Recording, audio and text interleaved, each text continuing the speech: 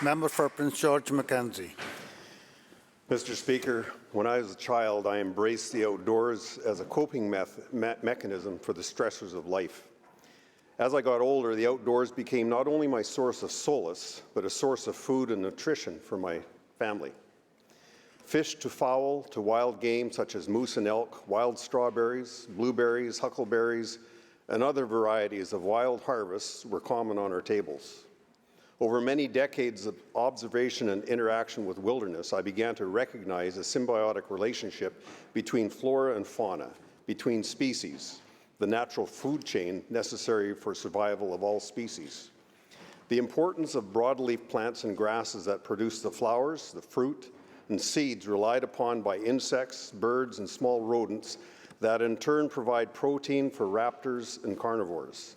The importance of aspen, birch, cottonwood, and every other species of deciduous tree, not only as a food source for ungulates, birds, and insects, but as critical habitat for over 60 species of BC wildlife that nest and den in tree cavities.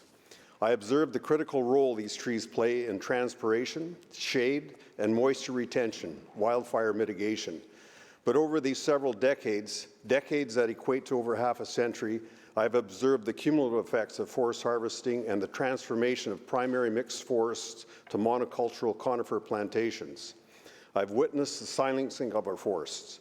No longer do I hear the numerous species of birds, the gentle sounds of owls, and the sounds of a cow moose communicating with their calf.